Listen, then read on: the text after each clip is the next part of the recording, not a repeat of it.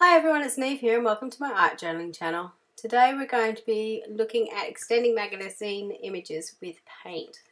This is a really quick and easy technique that I used to use a lot, particularly when I was art journaling on the go or traveling around, when I had lots of magazine collage images and so on that I wanted to sort of blend into my page. So I had this image from an RSCT magazine at the front cover, which I really liked. I'm not actually a beachy type of person, but there was just something really arresting about that image that I really loved. So I decided I wanted to have that and extend it over onto the next page. So I glued it down onto the craft side of the page. And I'm using some paper artsy paints to do this. No real reason, except I had similar colours to the was in the image that I had, and you can see me putting out a whole heap of different coloured blues, so blue, greens, blue colours. So there's a mix of paper artsy paints and Dina Wakley paints. So I'm just starting off with the straight paint, using the white to sort of blend it out and move it across the page, and just going for it, just mixing colours and trying to get them similar to what's on the page. In this technique, I suppose I use a lot of white to help me blend the colours together, and you can see me extending the paint into the image as well. So that's covering up some of the text, which I didn't particularly want to have there. I didn't need to know about summer in Tasmania. But just trying to get those painterly strokes back in, which I really love. I think that's what I loved about the image, particularly that central bit going around. It really does look like paint strokes, and I know it's just the tube of the wave, but that's what I think made me think about this technique. In the clouds, you could sort of see those rolling cloud shapes, so the paint strokes I made in that, I suppose, were more circular. You can sort of see me doing that there and blending them in together than they were on the other page. Or sorry, with the ocean, which sort of seemed to be going in a particular direction. I did put a lot of paint out, so I don't mind doing that because I usually put it into my use it up journal afterwards, so nothing actually gets wasted.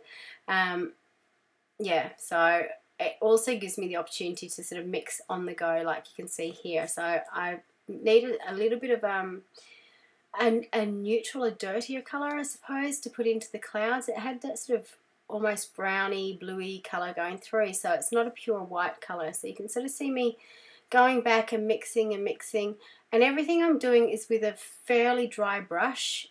Most of the moisture is just coming from the paint itself. It's not coming from any water that I'm adding to it.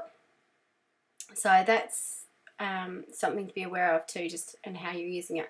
I decided I wanted to darken up one of the right hand corner as well, and I'm just going in and drying off my paint as I go along, just to make sure that when I layer it up it's all going to be working.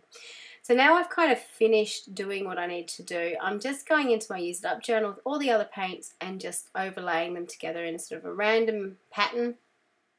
It's particularly if I've got lots of paint left over like this. This is a technique I really love to do because I'm not mixing the paints together. I'm sort of getting these splodges, and it's like instant mic making in the background. So it's a fun technique to do things over. So if you've got leftover paint, I'd highly suggest that you have a go at maybe doing a background like this, or just using your paint up and on another page somewhere is really important. And try not to splodge it on your actual page. I've still got some paint on my brush, and I'm just again going in and dry brushing it over the top. And where I don't particularly like it, I'm using a wet wipe to wipe it off. And that's one of the great things about acrylic paint, is once it's actually dry, if you've got wet paint atop it, you can just wipe it off until you're happy with it. So you can see that the paints that I've used have a very matte finish to them, which kind of defeats the purpose of the magazine because that's quite a gloss finish, but by painting over the top, that sort of makes everything look the same. I really love the word journey. I didn't want journeys, but I really loved the word journey, so I went back in with my paint pen just to add that in. And where it had the date underneath, again, I didn't particularly want it, so I went to my Tim Holtz Small Talk and grabbed a little sticker from it to do with travel and adventure, which says life was meant to be a great adventure, and it just fitted over it perfectly. So that was just pure serendipity that actually worked out for me.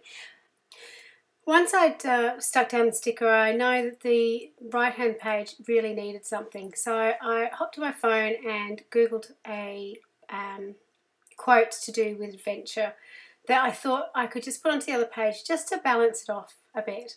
So I'm just using a black football pen, using really long strokes on my letters just to make it look really random, I suppose. And I really love writing like this at the moment because it's so simple to do, but it looks so effective. And I really like the font looking quite thin. Excuse me, sorry. So it says chase adventures, chase joy, chase all the beautiful things life has to offer. And I just thought it fitted beautifully with this page.